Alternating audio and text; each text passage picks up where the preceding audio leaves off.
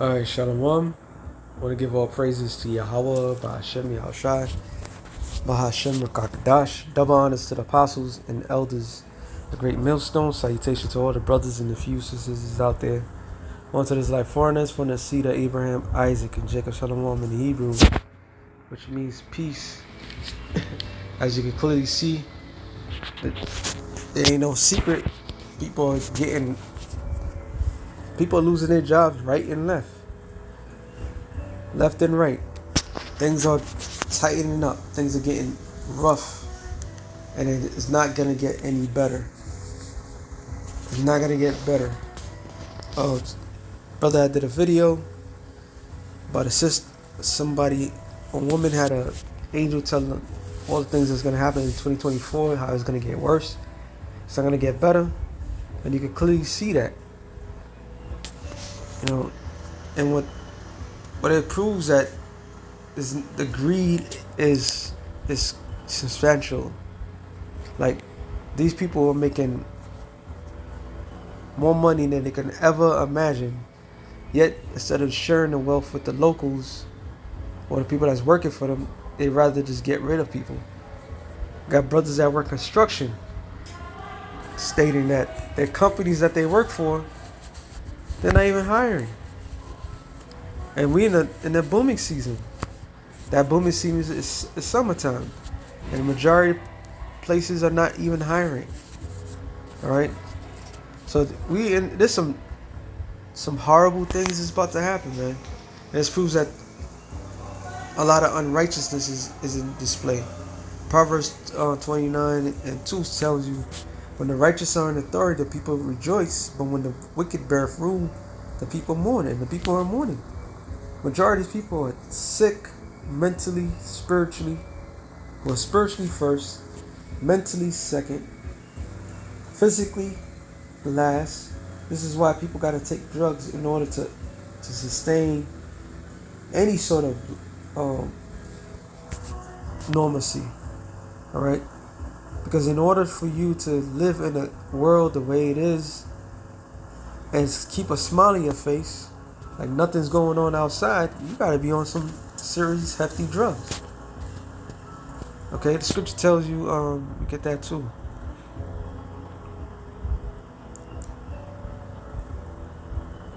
Ecclesiastes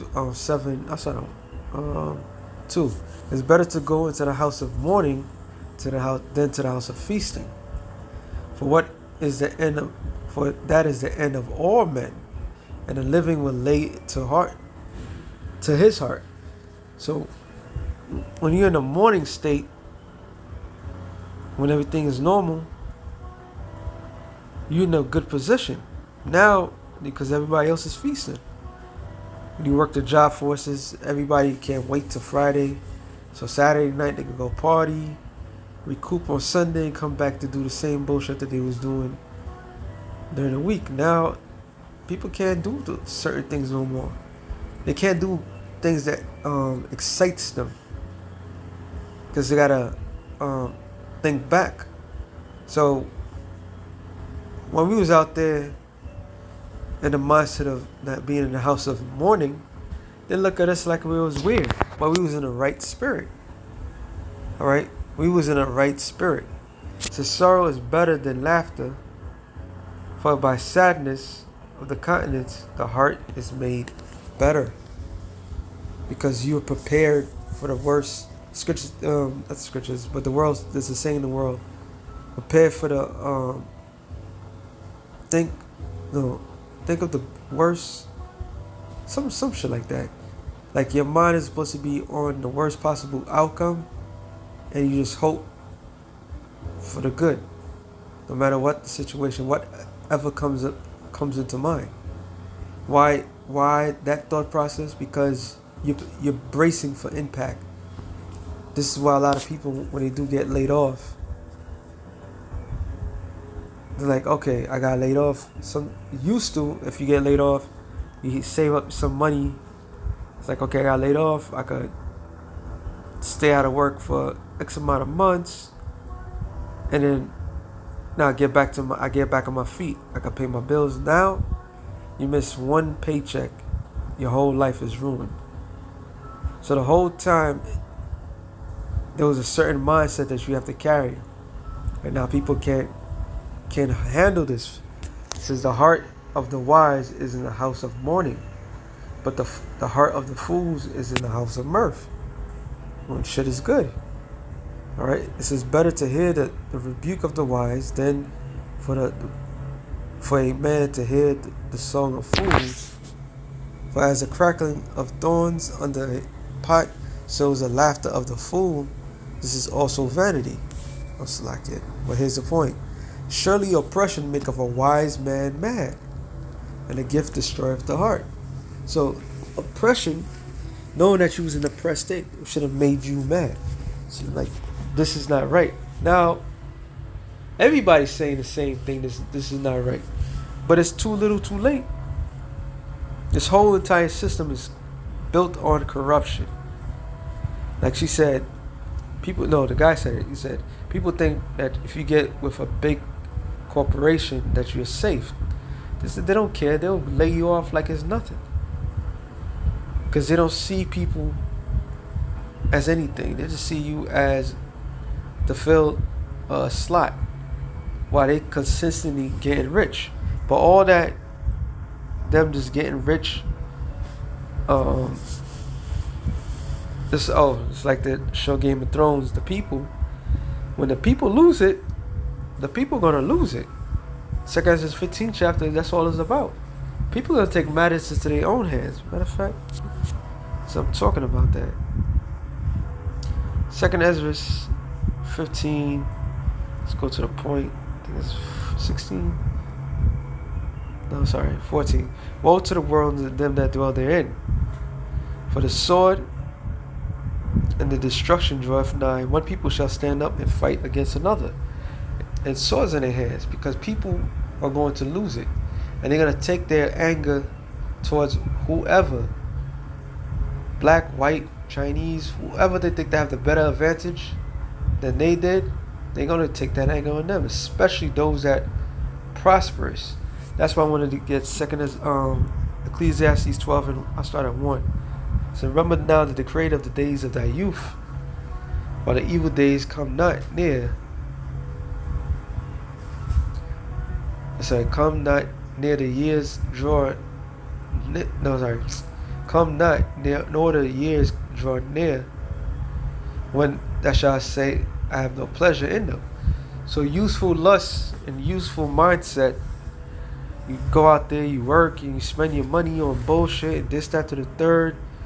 You know, it's all about fun, being a house of mirth. No longer.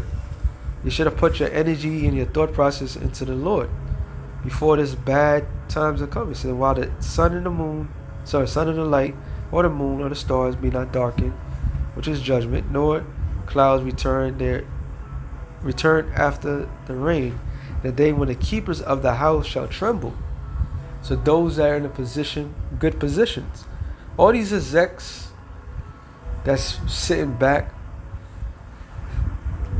eating deliciously, and while the people that works for them are not living that good life, they're gonna tremble because they made a deal. And yeah, they prospered, but they don't have the same status as those that's on top, the untouchables. And those people that's the keepers of the house, mayors, governors, senators, certain people, that the locals are coming for you, because they're going to remember what you did or what you did not do. It says, and the strong man shall bow themselves, and the grinding cease. And the grinding is ceasing, right? Because there are few, and those that look out the windows be darkened. So the grinding has ceased. Alright? There ain't that many jobs out there circulating. There's jobs, but these are revolving doors. They'll hire you and lay you off in a heartbeat, just to say, oh yeah, he was there. And they might just lay you off so you won't get unemployment.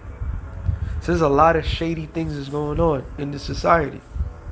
That's why we gotta stay constantly prayed up, pray for our daily bread, and keep it moving. Whatever the Lord has in store for us, we're good. We're in a better position than all these people.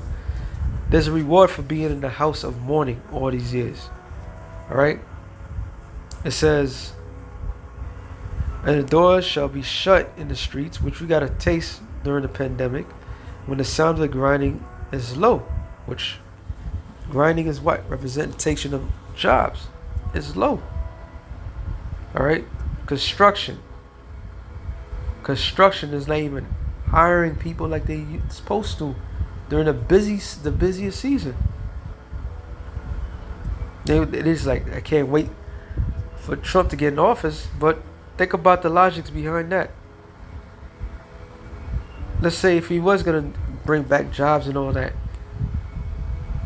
they just stirred up a whole nother thing with this woman, Sonia Massa. So now there's gonna be a civil unrest. Prior to, that's what the woman was talking about. It's like all hell's gonna break loose. Just a matter of time. And it could be anything. And it's gonna get worse and worse and worse. So whoever's gonna be in a position of power to help aid, people are not gonna hear that shit. They're not. Matter of fact, that was it for that one. Make this short. It says going back to 2 Ezra 15. It says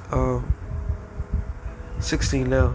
But there shall be sedition among men, which is not listen to authority figures, and invading one another. They shall not regard their kings nor princes, and the course of their actions shall stand in their own power and in their power. Basically, whoever got the bigger gun and the right things to say, they're gonna be making whatever rules that they come up with. There's not gonna be no rhyme or reason. Once the people lose it, they shall lose it. It says and men shall desire to go into a city and shall not be able. Why? Because martial law, and ultimately they're gonna create smart cities. Well, after all this chaos is gonna take place, and when there is supposed to be some sort of order, they're gonna make it hard for people to get back to some normalcy. You're gonna have to pay the hefty price, and that's gonna be the CHIP, the MOTB. All right. For because of the pride of the cities, there shall be trouble, and the houses shall be destroyed, and men shall be afraid. A man shall have no pity upon his neighbor, but shall destroy their houses with the sword, and spoil their goods because of the lack of bread and for great tribulation. So it could be any course of action that's going to take place. Anything that could spark this thing and be like a true fire that's going to spread. And then nothing is going to douse that fire. It's just going to get more chaotic and more chaotic. So we live in some beautiful times. So with that being said, Shalom to the elect of the nation of Israel. Shalom.